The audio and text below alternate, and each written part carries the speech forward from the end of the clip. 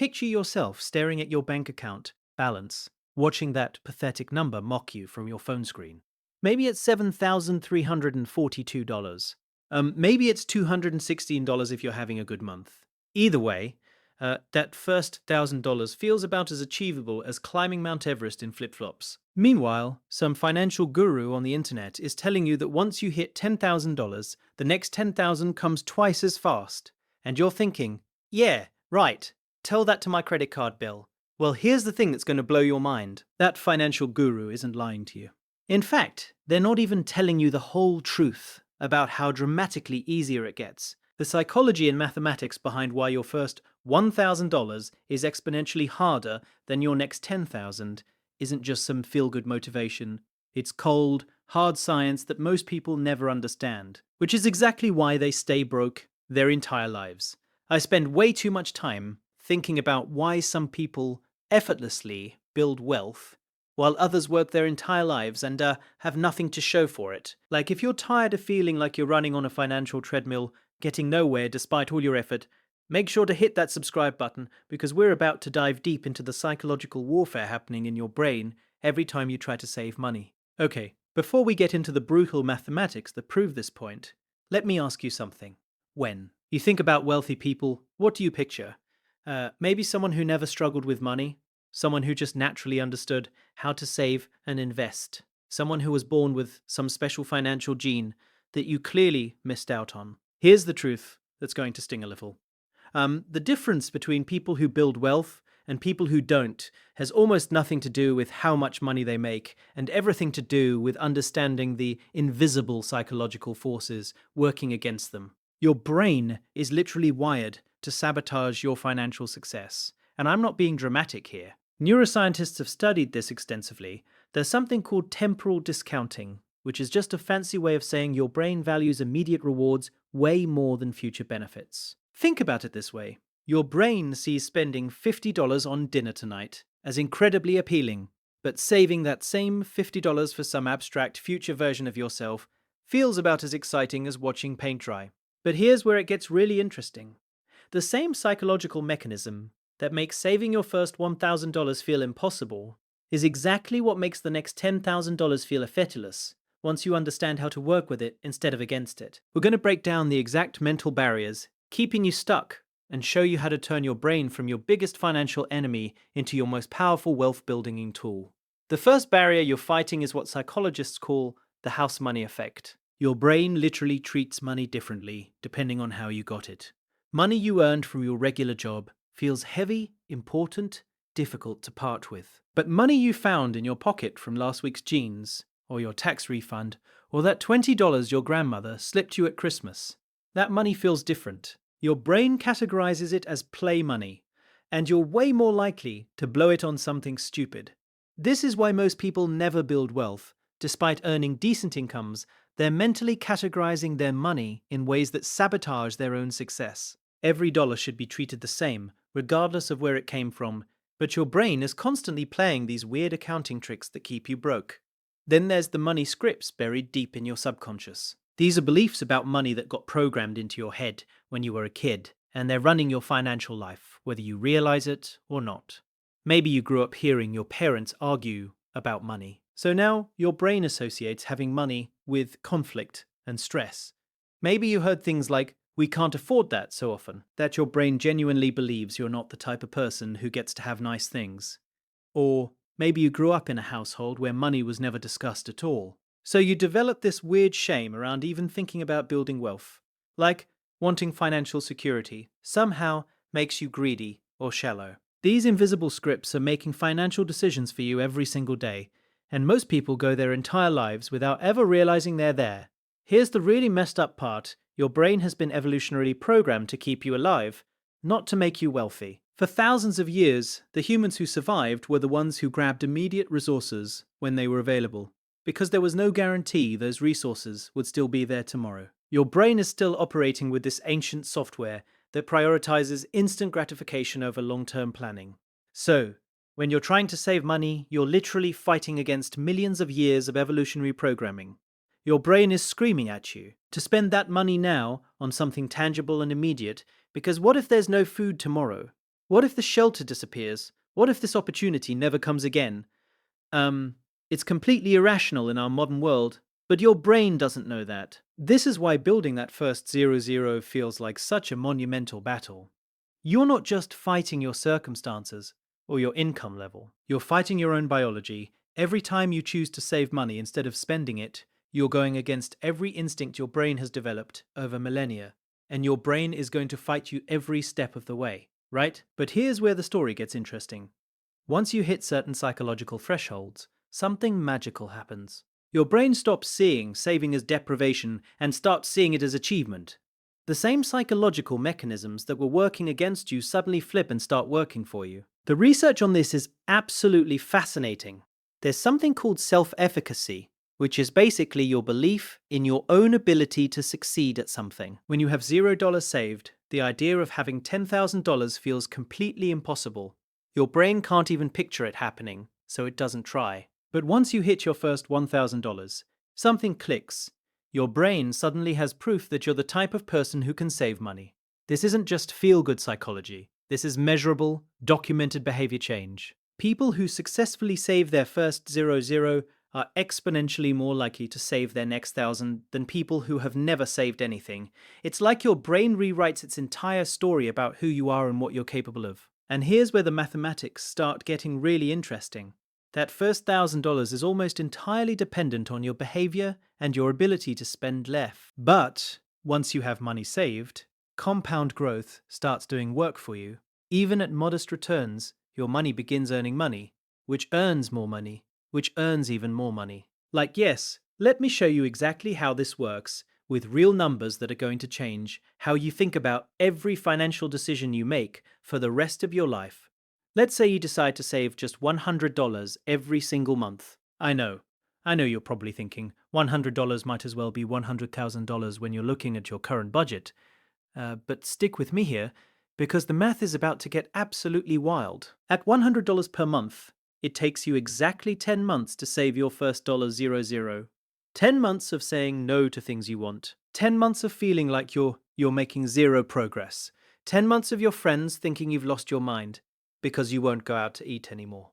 Those 10 months feel like an eternity because your brain is constantly reminding you of all the stuff you could be buying instead. But here's where things start getting interesting. That same $100 per month, after you've already got some money working for you, starts behaving completely differently. Let's say you keep saving that $100 monthly, but now you're earning a conservative 7% annual return on your investments. Nothing crazy, just basic stock market returns that have been happening for decades. Your second 0 takes about 9 months instead of 10. Your brain barely notices this difference, but the pattern has already started. So your third 0 takes 8.5 months. Your 4,000 takes just under 8 months. By the time you're working on your $10,000, it's taking you less than 6 months to save each additional 1,000. But this is where most people's brains explode because we're not just talking about the time it takes anymore. We're talking about the fact that your money is lying working harder than you are, while you're sleeping, while you're at your day job complaining about your boss, while you're binge watching Netflix. Your investments are out there making money. By the time you hit $10,000 saved and invested, something absolutely mind-blowing happens. Your investments start generating enough returns that they're doing a significant portion of the heavy lifting. At 7% annual returns, your $10,000 is earning about $700 per year without you doing anything. That's like getting almost 2 months of your $100 monthly savings for free. Now your brain starts to get it. You start checking your investment account balanced not with dread, but with genuine excitement. Like you start seeing those monthly gains and thinking, holy crap, this is actually working. The same psychological mechanisms that made saving feel impossible are now making saving feel addictive. This is when people start doing things that seem crazy to their broke friends. They start looking for ways to increase their monthly savings. They start getting excited about tax refunds, not because they can blow the money on something fun, but because they can dump it into their investments and watch it grow. They start seeing expensive dinners not as treats they deserve, but as opportunities they're giving up. Your brain has completely rewired itself. Instead of seeing saving as deprivation, you start seeing spending as the thing that's depriving you of your future wealth. This psychological flip is so powerful that people often describe it as life-changing. like they finally understand a secret that everyone else is missing. And here's the really beautiful part. The more money you have working for you, the less dependent you become on your own contributions. Remember, we started with you saving $100 per month, which felt impossible. But when you have $50,000 invested at 7% returns, that money is earning about $3,500 per year on its own. That's almost 3 times your entire annual savings contribution happening automatically. At this point, you could literally stop saving new money entirely and your wealth would continue growing. But most people don't stop. They get so excited by watching their net worth climb that they start saving even more aggressively. They realize they're not just building money, they're building freedom. The psychology gets even more interesting when you understand what money really represents. Most people think money is about buying stuff, but wealthy people understand that money is about buying choices. Like when you have zero savings, you have zero financial choices. You take the job you can get, not the job you want. You live where you can afford, not where you want to live. You make decisions based on what you can afford this month, not what's best for your future. But when you have $10,000, $20,000, $50,000 saved, you suddenly have options. You can take risks that broke people can't afford to take. You can quit a job that's making you miserable because you have a buffer. You can invest in yourself, start a business, or take advantage of opportunities that require upfront capital. This is why wealthy people say the first 100,000 is the hardest to save. It's not just about the compound interest, though that's certainly part of it. It's about the psychological transformation that happens when you prove to yourself that you're capable of building wealth. Your entire relationship with money changes. Most people never experience this transformation because they give up during those brutal first 10 months. They look at their pathetic savings account balance and think, this isn't working. They don't realize they're literally months away from the psychological breakthrough that would change their entire financial trajectory. The people who push through those first few thousand discover something that seems almost magical, but is actually just mathematics and psychology working together. They discovered that building wealth isn't about making huge sacrifices forever. It's about making small sacrifices temporarily until compound growth takes over and starts doing most of the work. But here's what nobody talks about when they're explaining compound interest. The real power isn't just in the mathematical growth. The real power is in how it changes your behavior once you see it working. People who successfully build wealth don't just save money and forget about it. They become obsessed with optimization. They start looking for ways to increase their income specifically so they can invest more. They start paying attention to fees and tax implications because they realize those seemingly small differences compound over decades. They start making financial decisions based on their future wealth rather than their current circumstances. This behavioral change is so profound that it often affects every area of their life. They become more intentional about how they spend their time because they understand that time and money are connected. They start thinking long-term about everything, not just their finances. Meanwhile, their broke friends are still making the same financial decisions they made 5 years ago, wondering why nothing ever changes. They're still buying lunch every day because it's only $8. They're still financing cars they can't afford because the monthly payment seems manageable. They're still living paycheck to paycheck, despite getting multiple raises because they've never learned the difference between looking wealthy and actually being wealthy. The really frustrating part is watching these same friends complain about money constantly while doing absolutely nothing to change their situation. They'll spend $40 on drinks, they'll pee out in 3 hours, then claim they can't afford to save $20 a month. They'll buy 1,000 phone on a payment plan, then say investing is too risky. The cognitive dissonance is absolutely stunning. But here's something that's going to make you either laugh or cry, depending on your current situation. The average American spends more money on coffee in a year than they have in their emergency fund. Let that sink in for a minute. People are literally more committed to their caffeine addiction than they are to their financial security, and then they wonder why they feel anxious about money all the time. This isn't about shaming people for buying coffee, by the way. This is about understanding that small financial decisions compound just like investments do, except they compound in the wrong direction. That $5 latte every weekday adds up to $1,300 a year, $1,300 that disappears forever, providing nothing but temporary satisfaction and a mild energy boost. Now imagine if that same $1,300 went into investments earning 7% annually. After 10 years, it would be worth over $18,000. After 20 years, it would be worth over $53,000. That daily coffee habit literally cost you $53,000 in future wealth. Suddenly, making coffee at home doesn't seem like such a sacrifice, does it? But this is where most financial advice completely misses the point. Financial experts love to shame people about their spending habits without understanding the deeper psychological issues at play. They'll tell you to skip the lattes and bring lunch to work, but they won't explain why your brain is so resistant to these changes or how to actually make them stick. The truth is, most people's spending isn't about the money at all. It's about emotion. They're buying lunch because they hate their job. And that 20-minute break feels like the only odd part of their day.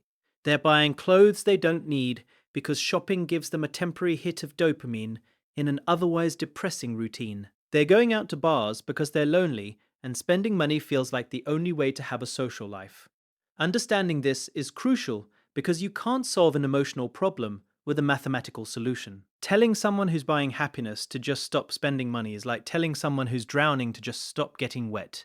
It completely misses the underlying issue. This is why the first 000 is so psychologically challenging. You're not just changing your spending habits, you're changing your entire relationship with money and emotions. You're learning to find satisfaction in delayed gratification instead of instant pleasure. You're rewiring decades of conditioning that taught you spending money equals feeling better.